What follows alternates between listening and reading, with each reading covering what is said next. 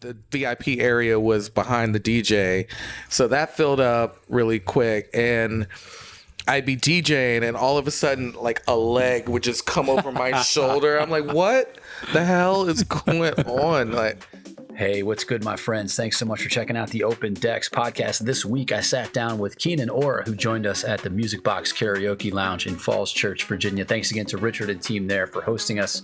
Keenan and I talked about his 2 decades plus of experience as a DJ, performing at places such as Flash throughout DC, Loso in Richmond, as well as venues in New York and beyond.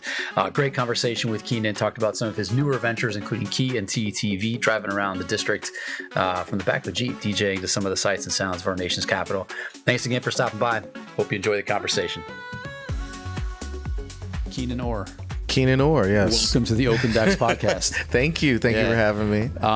So you live in DC now, right? I live in DC. Yeah. I'm from Virginia. Yeah. I grew up probably about 2 miles away from where we are now. Nice. So I grew up in Vienna, Virginia. Okay. And we are, for those of you that can see, we're back at Box Karaoke Lounge in Falls Church, one of our favorite places. Mm-hmm. So this is your first time out here, right? So my first time here. I love it. I come here and sing karaoke if, given the chance. Yeah. You're in the right spot. Yeah, it's a cool place. Yeah. I know that people who are listening and watching can't hear it, but there's definitely karaoke going on throughout this place right now. A lot of Kelly Clarkson. Yes, Rihanna. We just had the Beatles a second ago, but... no, it's one of our favorite places to record the podcast, to play. Like, always just super welcoming from the bar staff to the ownership. Like, they're fantastic to us here. So thanks for coming out here. Cool. So what have you been up to this summer? What's going on with you? This summer, I've been doing I've been to New York a few times. I celebrated my birthday last week, so I was down in North Carolina. Birthday. Thank you, appreciate it. Of course. The big 4-9. I can't believe. No way, man. Come on, no way. 49 years old, still out in these streets, still in the clubs. But yeah, I've been doing that. I went to New York a few times to play. I'm going to play a festival in Pennsylvania in a few weeks, in Richmond. So yeah, I've been here and there. Awesome. Yeah. Where in New York were you? I played at Signal and I played at Holo. Nice. So both in Brooklyn. Are you up there often, or is these kind of one-off events for you? It seems like I'm up there probably 4 or 5 times a year in New York. Yeah, I have a lot of really good friends, a lot of really good DJ friends up there. Yeah. So they bring me up every once in a while. It's good. Same for us. Like I was just up there last weekend, did one in I guess Bushwick at Key Bar. And up there about every other month, just to like get out and try something different and get like DC's fantastic. I feel like we're out here, we play here so much that it's nice to just like take a break, take a breath, play somewhere else. Absolutely. And it's, just a little short train ride away and you're there. You fall asleep, you wake up, you're in New York. Yeah. So, yeah, I love New York. Do you find you find some differences between when you play here in DC and when you play in New York? I do. I find that sometimes, when you play here in DC, of course, they can see you here more often. Yeah. It's a statement that, you're loved more in other, you know what I mean? You're appreciated more where people don't get to see you all the time. And so, I go up to New York and I'm not there very often. So like people do come out, see me, like my buddies. No, that's cool. Yeah. It's not like familiarity breeds contempt necessarily. Right. Like you play enough in one place, and it's kind of like, all right, okay, we need a break from each other. Right? Yeah, I'll see you next week, Keenan. Yeah. So what are you doing around here? What are you playing around here? Right now, I'm doing my own video podcast, basically in the back of a Jeep. So all right. Tell me more. All right. So what we did is we my friend Tyler Larish, we're starting this podcast, video podcast, vlog, if you will, about, it's called Key and TV. And we created a console in the back of a Jeep, put a bucket seat from a racing car. Nice. We're putting a controller in there, and we're just basically riding around DC. Yeah. So yeah, that's something I'm super excited about. I also play at, like, you know, the old Owl Room, which is now Crush. I've played at Flash here and there. So I'm around, but yeah, there's nothing really, you know, staple right now. So on the back of the Jeep, what's the, like, where are you going? Where are you driving around to? I saw you were at Haynes Point. We do Haynes Point a lot because you can drive like super slow, and you don't have to worry about the cops, because I don't know if it's completely street legal, but you can ride around, and it's like a big, long, beautiful stretch. So we ride around there. We go down Rock Creek Park, under the Kennedy Center, around the Washington Monument. So it's a lot of fun. We get a lot of reactions from people on the street. So are both of you DJing, or you DJing and somebody, like, somebody's got to be driving, but like, no, Tyler's the driver. He's wonderful. He's a hairdresser. He also has a passion for cameras and stuff like that. So one day we were talking about why don't you record me with that 360 camera? And he's the driver, I DJ, but we're also getting guest DJs. So I'm in the front seat while the guest DJ's in the back seat. So. Awesome. Yeah. Who have you had on so far? So far we've had Aaron Sparks and we've had Rami. Okay. So this is fairly new. It takes a lot of production, so we're trying to get more DJs on the lineup. Yeah, it's every time you do anything, like anytime you involve video, like, yes, it's a production. There's so many other things that can, like, influence the set, the shot, right? Like if we're recording a DJ, like if we're recording a mix at home, right? Like nobody needs to see you like step away and, like, you know, have your moment to be like, what the did I just do? Right? Like, you kind of step away and you're like, all right, let me regroup. When you're on video, right? Like it's all there. It's all captured. So the funny thing though is with the 360 camera, if you're having a moment or you don't want something seen, you can just turn completely around to like something else, and you should get some 360s in here. I know. It is. I mean, again, like anybody watching clearly knows, like our camera work is a little behind the times, but we'll figure it out. But it's just something I haven't figured out how to do it well enough to make that next level investment. But yeah, I've seen, like, again, a few minutes of your like Haynes Point adventure, and I'm that looks so cool. It's it's so much fun. We're just having fun. It's stupid, you know what I mean? Like that's like, it's all, this is all stupid, right? That's why we're just like, why not? Who cares? Why not? Exactly. It just, I get to show a little bit of my personality, because when I'm at the club, I'm just back there in all black. You know, so I get to show like the other side of me, if you will. Like, are you doing any kind of like narration or commentary while you're playing, or are you just spinning music the whole time? We're just spinning music the entire time, but the cameras pick up what we're saying. Our editor Jordan, who is absolutely amazing, he'll put that and overlay it on top of like the set that we're, you know. So it all works out. You'll see. It's coming soon. By the time this is out, we'll probably have something already out. That's cool. I love the new concepts. Like wherever music happens, like just take it and go with it. I love it, man. Yeah, I love it. What? Just like for the hell of it, just let's go for it. Like, what started this whole thing? We were sitting at a bar and we were talking about. He was telling me about his camera, and I was telling him how I kind of want to be recorded and stuff like that. And I was like.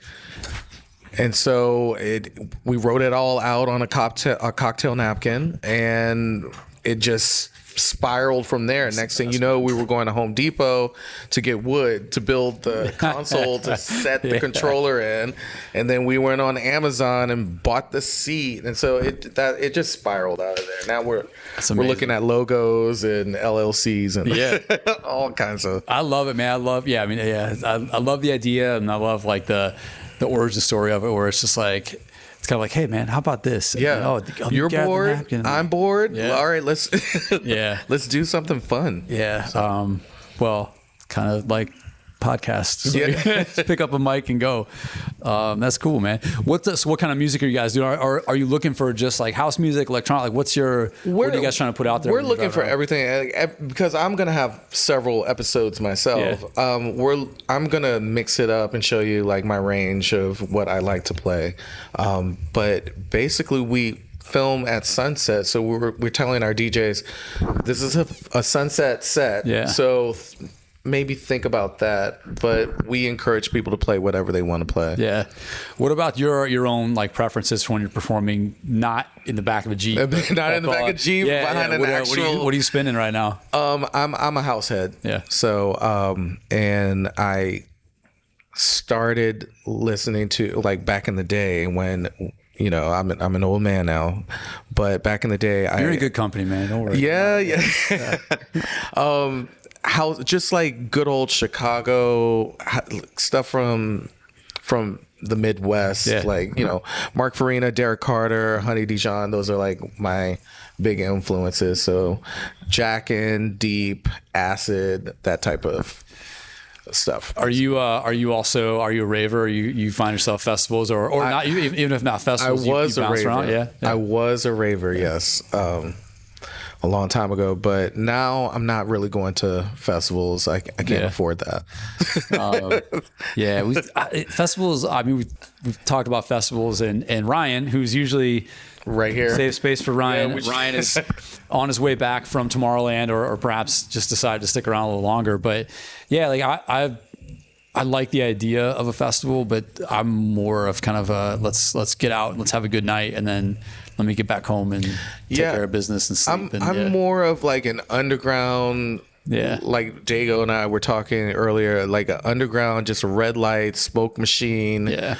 That's my type of, like, dingy bar, not even a bar, like a warehouse, somebody's garage. Yeah. That's my type of vibe. Yeah. How much, having been kind of around house music for a long time, having some influences that have been around for a long time, like how do you find the scene today as either as a performer or as someone who enjoys music versus, let's say, I don't know, 10, 15, 20 years ago? 10, 15, everything kind of changed with the internet. Like 10, 15, 20 years ago, you would go to a store. There was a store in Georgetown. Mm-hmm. That it's called Music Now in Bohemia, and you get flyers, or like your car, you go to a club, and when you walked out, you would just have like a bunch of flyers under your windshield wiper. So that's completely different. Now it's more, you know, it's more online, but it seemed a little bit more underground back then, which I really did appreciate. Yeah. But what's the did I answer your question? No, you did. I mean, I was wondering because like how much of that has like disappeared versus how much has just been overtaken by the kind of social media driven, mm-hmm. internet driven experience. Like, because there are still some pockets out there where you find like, oh, like, you know, maybe it's not a flyer on the car, but it's like, oh, I found somebody that's doing something. Let me follow them. Like, you find any of that stuff around where it's still kind of every once in a while I'll be clued into like something that's popping, and I had no idea. Yeah, you don't have to tell everybody. Like, you can speak very like generically. No, every once in a while I'll find like something like fun to go to that I did not know about. You know, but like, you know, one of the places is Red Room, which is like a kept secret. You know, you can find like a lot of fun parties there. 618. So yeah. Are you also trying to DJ that, like, so we're all kind of DJing in like bars and clubs that we know, but are you also trying to find places to spin where it's more underground, or are you kind of indifferent to wherever you spin? I am, because I've done the bars where I've had to play top 40 and all that stuff. Mm-hmm. Right now I'm trying to pick and choose which places that I'd like to play, quality over quantity. So that's how I'm viewing everything. And that's why this project is so great in the Jeep, is because I get to, you know, this is stuff I want to do. I don't want to like feel like I'm forced to do anything right now. So. Yeah. I get that. I feel like there's a few events I've done that are, they're like, yeah, we want you to play house. And I'm almost like, I was like, you sure? Do you really? Do you? I want to play house too. But I'm like, Yeah. just we're talking about the same thing, right? It's like you go and you're like, so there's like, I'll have events where, the pay is not great. The crowd is, sometimes it's fine, but sometimes it's just kind of background.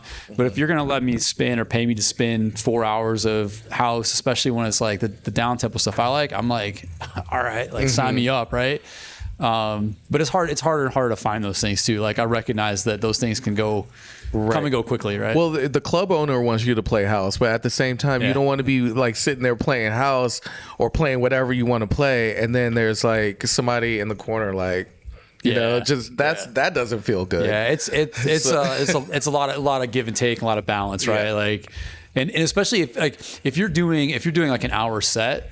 It's kind of like you go in, you do your thing, move on. You leave. But if you've got like 4 hours to build the night, I think maybe you feel differently. Like you can bring that person along, that person in the corner. Yeah, of course. Yes, we got you, right? Of course. Yeah, you're right. I mean, you can try. It doesn't always work, right? Like, yeah.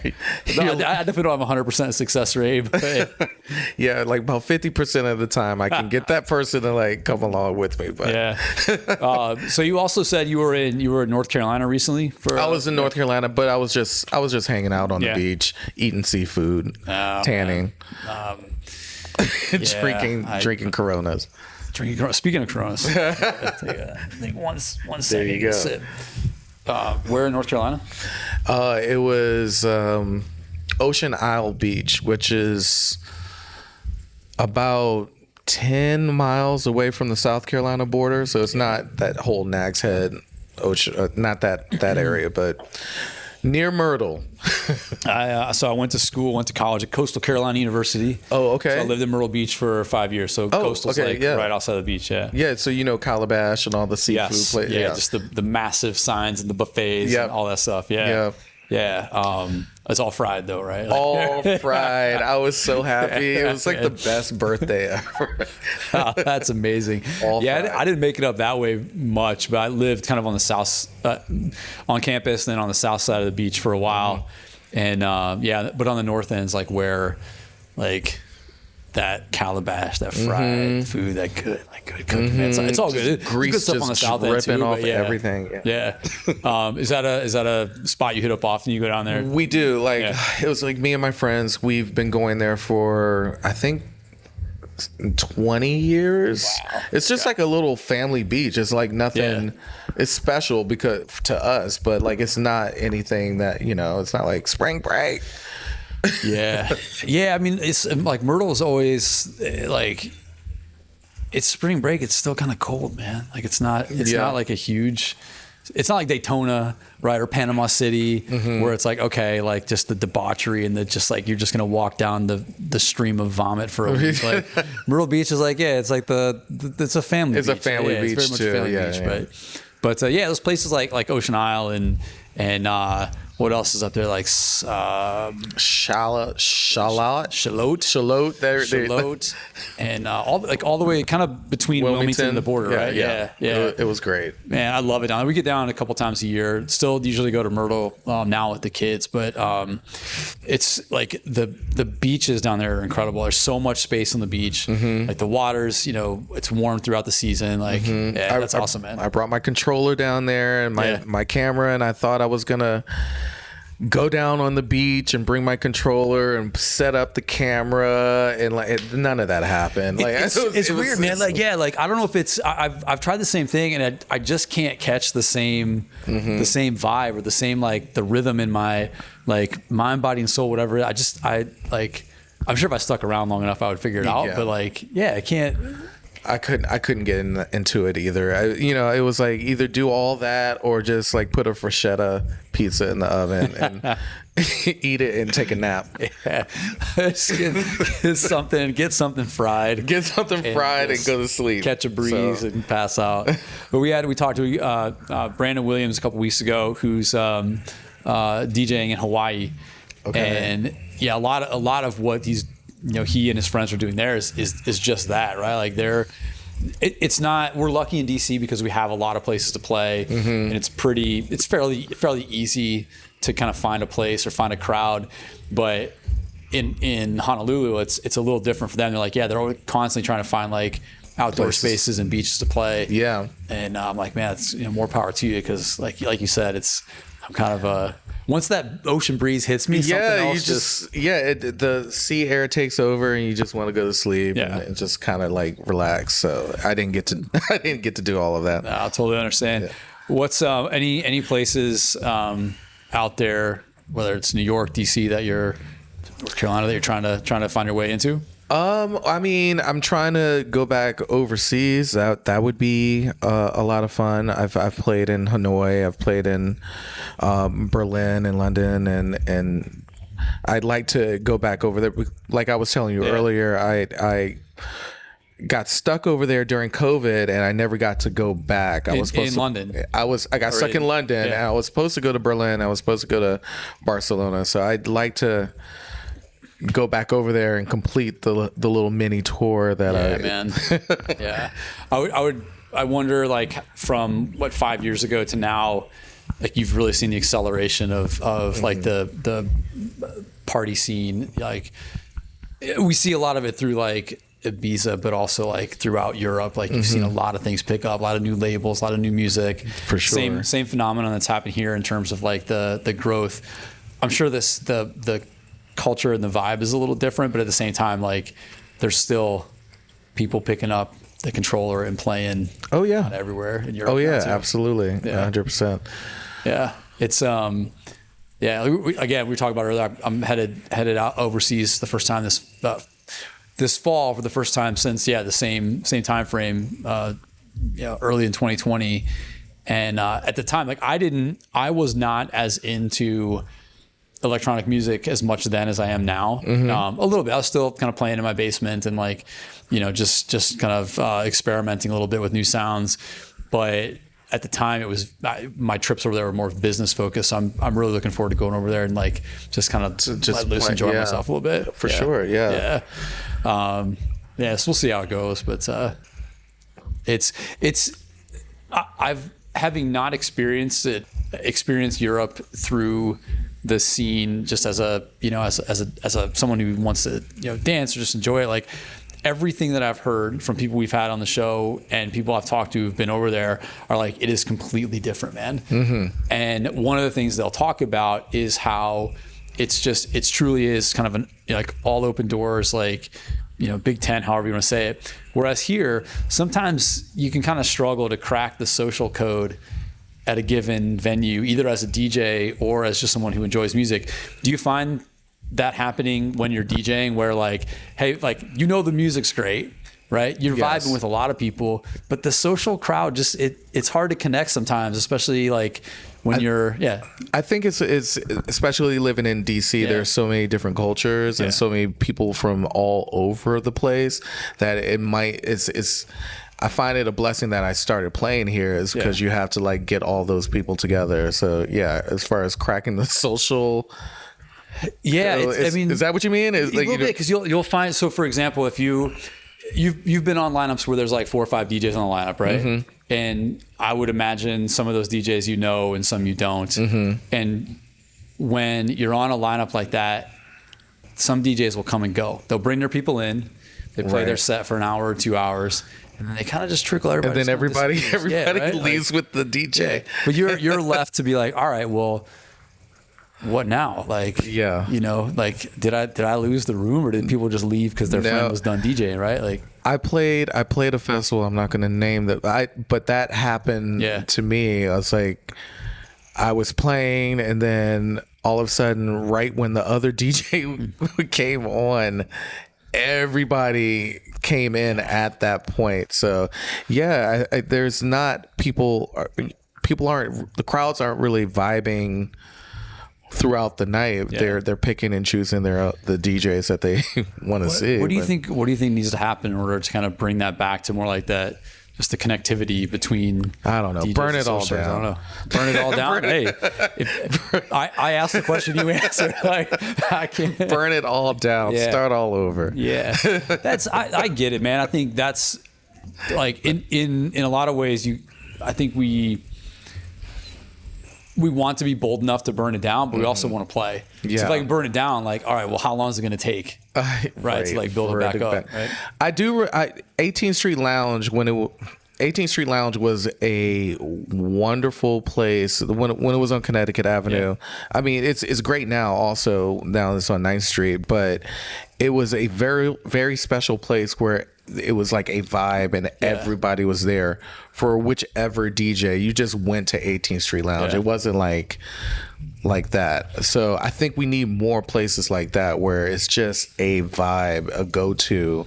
And there are places like that throughout the city, but you know, certain nights are better than other nights. 18th Street Lounge was just consistent, like all the time. So yeah, I mean, you're hitting on something that is important, I think, to us who 10 years ago plus, right? Like you go to 18th Street Lounge, and now to some degree, like Flash is kind of the same way. Like if you go, you know it's gonna be good music, right? Like and then the rest of us in these other places we're playing, like they're good venues, good bars, good social circles, whatever, but you're competing with like so much other stuff going on, and you kind of just be like, man, can we pull it back a little bit just so people know that like, hey, there's not just one place. It's like a handful of places you can go. Like, I'm going to get good music, as opposed to this constant, like this, 10, 20 people following the DJs around. Yeah. It's like, Flash kind of has that where people go to Flash just because it's Flash, as opposed to, oh, so-and-so's here. I'm going to go. It's a destination. It's a destination. Like, yeah.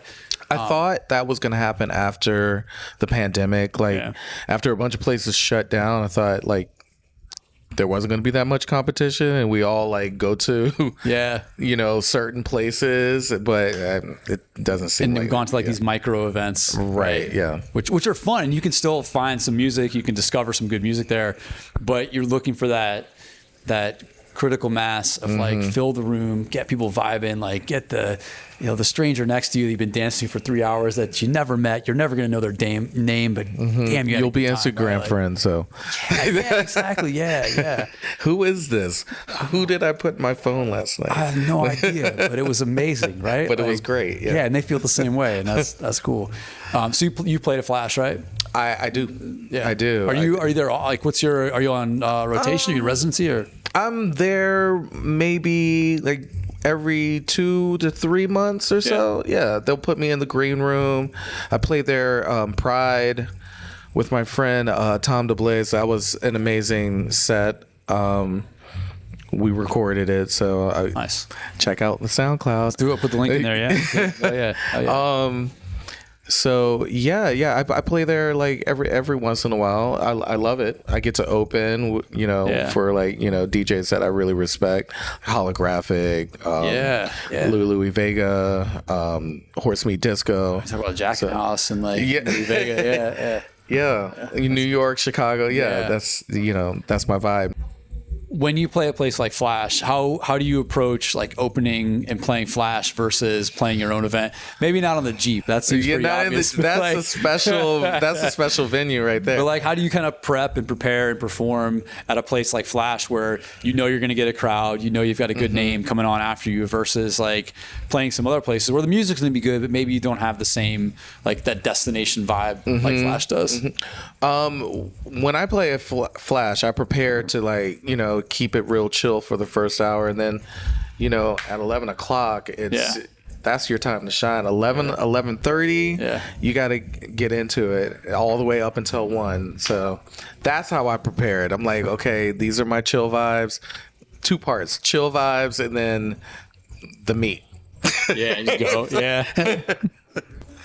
No, I get it. I mean, I think some of it, like the way you describe it, I feel the same way almost any time I play, which is I need and I want some time to maybe it's not always chill per se, but I want some time to play out some tracks, get into it, yes, and then at like maybe like 45 minutes to an hour, well, this feels good. Like, let's go, right? Let's go, yeah. That's how I take Flash on every time I play there. Yeah. What was your like your first time at Flash?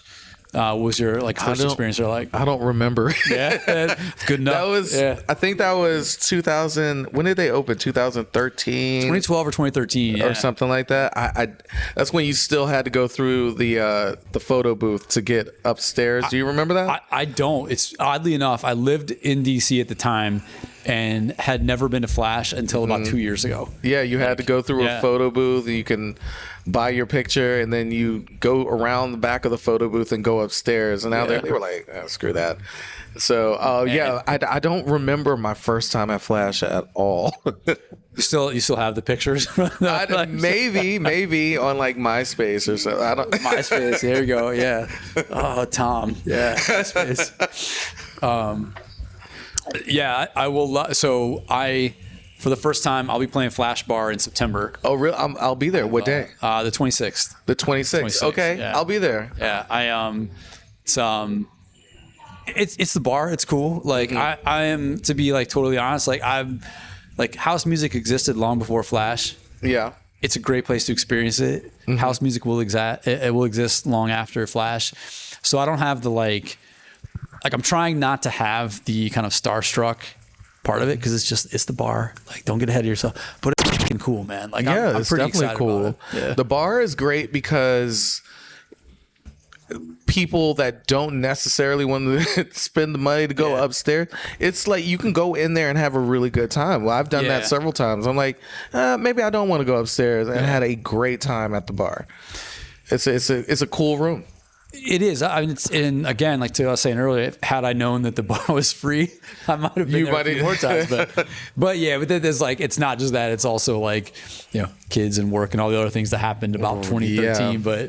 But yeah, I mean, it's the times I've been to the bar. Like, what I like about the bar is you can get an incredible like broad spectrum of performers and genres. From DC, like local performers, and a lot of DJs I'd never heard of before. The first time I see him is a Flash Bar, but I would imagine in a lot of cases I know that they're playing all these other places we're talking about where it's 10, 20, 30 people a night, and they get a spot at the bar, and you're like, okay, it's time to shine. And they do. It's a great spot. So play what you want. It's you're gonna have fun. Have a lot of counting fun. On it. Yeah. 26th of September. 26th Friday, September 26th. Yeah. It's Friday, September 26th. I don't know if I'm allowed to say it or promote it, but it's in. I saw it somewhere on some ticketing app, said my name on it. I was like, oh, that's cool, man. Yeah.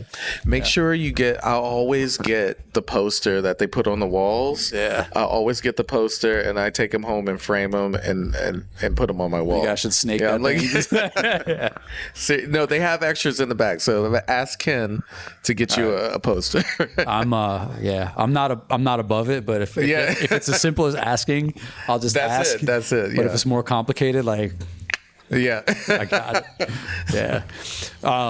What about have you been to any other places outside of like even the East Coast, like where you find a like a similar vibe to a place like Flash? Like, I wouldn't say similar. Like, I really enjoy playing at Loso in Richmond. It was formerly the Jungle Room. I just love the vibe down there, and like people down there are just like down for anything. It's a lot of fun. I've heard Loso a lot, and I've seen on social I kind of see the names that go through there, especially those from up here. Like what is it that kind of sets that like apart or at the front of your mind as a I mean, it's just a very well, first of all, the food is great. They have like a Thai restaurant in front, and then in the back, let's go, it's just like this like spaceship of a club. So and the sound's great, the people are great. It's just, I don't know, Richmond is like a very special place. I used to go to raves down there too back in the day, like in the Fan, VCU and stuff. So it's it's a place I want to check out. Like I've got a couple friends down there, like but it's one of those things, like Richmond is so close that when I feel like going somewhere, I feel like going farther. So I've been to Richmond a few times, but I'm like, dude, what are you doing, Tommy? Like, it's so close. Just go check it out. Stay down there for a couple nights. It's like $15 on Amtrak. You just get on there, again, fall Amtrak asleep diesel. and then wake up and you're in Richmond. Yeah. So man, I love Richmond. I love playing in Pittsburgh is a lot of fun. New York, of course. I like getting out to Provincetown once a year. Yeah. That's always a great gay excursion. Yeah. It's I've not been. I lived in Boston for a couple years, but I've never been out to Provincetown, to P-Town. Friends who go are like I've never heard anyone come back from P-Town and be like, man, it sucked. That it's always like, sucks. It's That always was like awful. I can't wait till next year. My God, right? No, I played a boat. They put everybody on a ferry and went around Cape Cod. Yeah. It's Cape Cod. Right? Yeah. Right. So they went around Cape Cod, and so I had an audience that could not leave for a good 3 hours. I was like, y'all can't go anywhere. You're gonna love this or not. Yeah. But you can't move. If you don't love it now, we're gonna find a way. Yeah. Damn it. Yeah. No. That was a majorly fun experience playing the ferry, P-Town ferry. So yeah, it's always interesting as someone who's been in like professional settings, in like work and life, and like done music tours and worked with professional performers. When you find yourself around new performers who are in their mid-20s, early 20s, you're trying to remind them that like this is a long journey, guys. Like, and you can find people who are in it for, yeah, I'm going to throw a good party. It's great. You can see it. It's awesome. I don't need to hate on anybody who's just like, hey, I'm doing this as long as I can. It's fun, versus people who are like locked in and focused on production, performance. Like, do you find yourself interacting with like that next generation of performers? And if so, like any differently than you interact with like people you've been kind of playing with for the last 2 decades, 3 decades? No. I mean, I have first of all, I have a lot of DJ children. Yeah. So maybe I should have just asked if you had a lot of do you have any DJ children? I do. I have That's a lot of DJ children. So I interact. I teach them like how I started, and when the music, like the soul, the bass lines. That's like the stuff that's important to me in house music. But yeah, I don't really interact with them in any different. What was the question again? I guess so. I would say there are people who I DJ with where I'm like, they're my age, and I'm like, you should know better, right? Like how to conduct yourself, right? Like don't show up drunk, show up on time, mix in and out, right? Leave the decks better than when you found them, right? And it's kind of like when you see somebody who's new, who's trying to figure that stuff out. It's like when they get it, you're like, oh, this kid gets it. Yeah, there's something special here. Yes, right. Versus like, somebody that's my age, I'm like, what the f- are you doing? Like, right? What? Like, no, don't. Well, some of that stuff can't be taught, like being on time, being on time, not being a slob, just being respectful, not like busting into the booth. Some of that stuff you can't teach. Yeah, I definitely had some people who like, oh, let's B2B. And I'm like, sure. And the next thing I know, they're like, whoosh. Right. Like, yeah. No, get out. No, don't do that. Mixing out of your mix, like a minute into the song and all that type of stuff. No, you can't B2B with everybody. So, but the older generation, our age, our generation. It's definitely different from like, I have to say, it's definitely different from this generation, because people in this generation, it's quick, it's fast, but I personally like to let my tracks like ride and all that stuff. I mean, that's one difference between. I mean, I get it. There's but some of that comes from like the attention span, and some of it's also like an open format stylistically. Where like there's open format DJs who are in their 50s and 60s, whatever, like who are still playing 40 seconds, and I'm like, what do you guys? I can't. 40 I know it's like that's the way you do it, but I'm like, my mind does not move that way. No, right? 40 seconds of mashups too. Yeah, so it's like you're playing two songs at the same time into like but somehow they find a way to put like Bon Jovi in there, and God, it works. That's more great, power man. to them. Yeah, but I recognize when someone who's, again, like early in their career, and you can see that they just got it. Like, you know, are they going to be the next? Me too, and that's why I'm like, I want to take you under my wing so you can be part of the House of Orr. Yeah, I just want to work with you. I want to work with you. I want to see you succeed. Yeah. The House of Orr. What's Oh, my last name's Orr. No, so, I know it's Orr.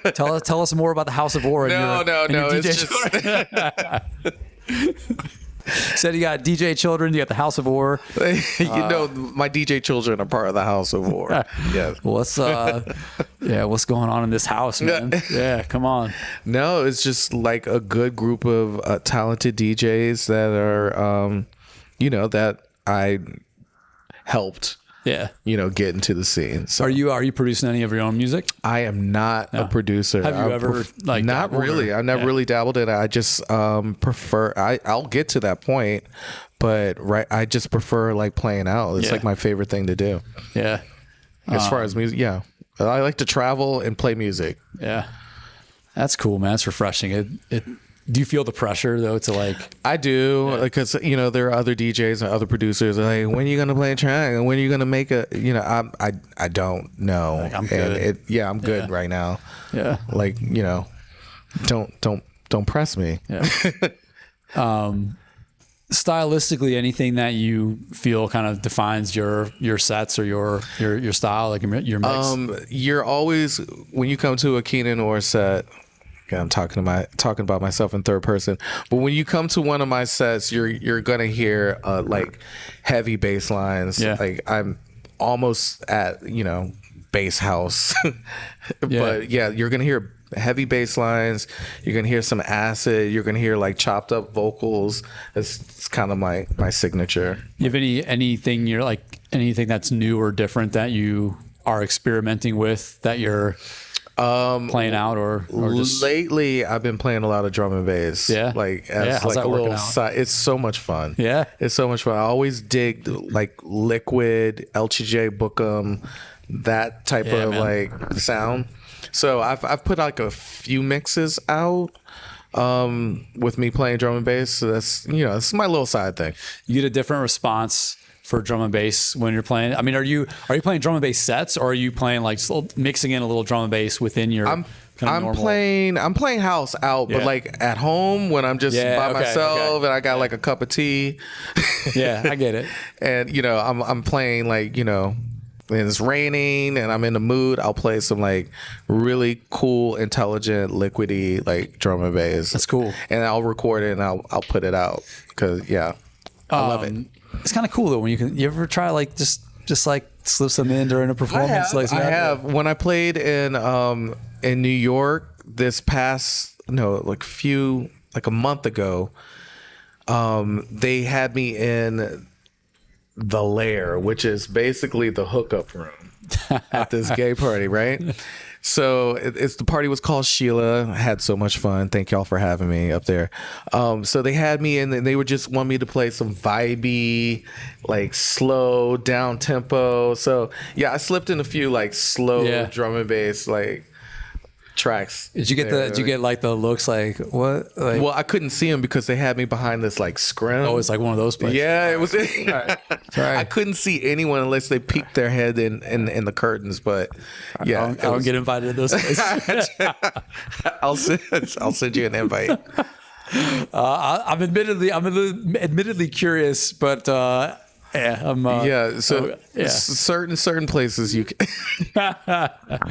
It's some of the best music happens in places where the DJ is completely removed from the experience, right? Like visually, right? The music obviously, but like when the DJ is just like where's this coming from? There, I mean, Back in the day, how many times I want a back in the day count? How many times I've said back in the day? Back in the day, bingo card is full. But there was DJ booths that were above. You know, you had to climb up a ladder. You didn't know where the DJ was. Everybody was facing each other. Now, people are like facing you. So, yeah, I kind of like the scrim. I was there, but I wasn't like really there. It takes a certain kind of party, right? Like we were just talking about the social circles, whatever. Like they come, they want to see their friends and they want to see their friend DJ versus like, the destination where the music's good. I don't care if the DJ is up there, down there, right next to me and I never knew it. Right next to me. I never knew, right? In the Jeep in the parking lot. Yeah. Why not? Yeah. Where's this music coming from? Oh, Keenan's driving. Driving around the. Yeah. That's cool, man. That's any other kind of experiences DJing that are unique, or at least kind of unique in today's world where DJ's in the front, everybody's facing that direction. Like any other stuff you've done or recently or otherwise where like, man, that was like different than I can't think of anything off the top of my head. But I've seen like, the situation where the DJ is in the middle of the room and everybody's just kind of, that's 360. The 360. That's kind of funky. But I you ever done any I haven't done that. I like. Have you done any like just like the crowded booth DJ, like any of that stuff? I did a party in New York called Lady Fag. I did a party called Lady Fag in New York, and it was Halloween, and the VIP booth was, or the VIP area was behind the DJ, so that filled up really quick, and I'd be DJing, and all of a sudden, like a leg would just come over my shoulder. I'm like, what the hell is going on? Like. That was interesting. It was very Boiler Room, but like on crack. On crack? Sounds like it might have been on something else. Yeah. Yes. Yeah. It's there's so many concepts out there, right? Like that. It's I mean, you've got people playing in bathrooms online, and like, I mean, there's so many like weird grocery store or convenience stores and stuff like that. So everybody's got like a something that they're trying out, which I find to be fun. Do you think do you find that like repulsive, or are you kind of like indifferent? Or I love it. I love it. Yeah, like great. just Awesome. be as creative as you want to be. Like DJ. At a bus, I mean, whatever, it's I find it to be interesting. That's cool, man. I feel it again. The podcast will bear this out. I feel the same way. Like the more the better, the more creative. Like go for it. Like, and if it like flops, like whatever. So what? Whatever, right? Like there's this guy. I think his name is Suat, and he has like a mobile. He walks around like with a controller, and the camera's sticking off the controller, and his legs are huge. Yeah, I was gonna say, aside from like the back pain, that sounds cool. Like, but he's just walking through the woods like DJing and everything. So I think a lot of creativity did come from the pandemic because you had to. You kind of found your own space and just I'm all for it, man. That's cool. It's you can kind of recoil at first and like, wait, they're doing what? Where? Yeah, like, right. All right, let's see how this goes, right? Like, it's all good. I don't find like it's funny because there's within the social media realm, there's a lot of people willing like lining up to just to hate on new ways of experiencing music. Everything from like as simple things as like a controller versus like vinyl. It's like who fucking cares, No one cares. Who cares? And let your haters be your motivators, right? Right. Like it's just music, man. Like it existed before, it's going to exist later. Like just find a place and go. Like and ultimately, like if you're worried about the crowd or like the economics or whatever it is, like my view, maybe it's just Pollyanna, but like in the end, like the music's going to win out. Like all these things are like, they're rooted in music and they're rooted in like that feeling they're not rooted in, like, you take the music away and like this camera is like, but anyways, I feel like it's good. Yeah, man. So what's coming up the rest of the summer? What do you got going on from here on out? The rest of the year, whatever. Yeah. I have that gig in Loso, in Richmond. That's on the 8th of August. And then I have Honcho Campout, which is in the middle of the woods in Pennsylvania. That's the 20. That's in August. That's in late August. We'll make sure you're there for all the Just events. be there in late August. Got you. Yeah. Show up in Pennsylvania in late August somewhere. I'll be there. You'll be there. Other than that, like I said, I'll be in the back of a Jeep. So you might see me around DC, 14th Street, in a bucket seat in the back of a Jeep. So what happens when all the stuff that we're doing outdoors fades away in the wintertime? So we're in a tropical situation now in DC. So yeah, it's going to be 60 degrees in December. Yeah, so I think we'll be able to. I think until that 1 week or 2 week stretch where it's like 12. Where it's, exactly. But for the most part, I think we'll be able to go all the way up to like mid-November and be okay. Yeah, and then we'll start in the spring again. So we'll have all the episodes loaded up, so you won't be without throughout the winter. I love it, man. Where can we find you on social, SoundCloud, etc.? Where can we find you? So my personal SoundCloud and Instagram is Keenan Orr DC. That's KEENAN ORR DC, and that's most of my socials. And then like for the Jeep thing, that's Key KEE and AND T TEE TV. Key and T TV. Key and T TV is me and Tyler. Key and T. I love it, man. Yeah. Keenan Orr, thanks so much for coming, man. Thanks so much for doing the show with us. Like, yeah, it's very cool of you to come out here and just talk about your experience. Yes, thank you for having me. Yeah, of course. Thanks, man.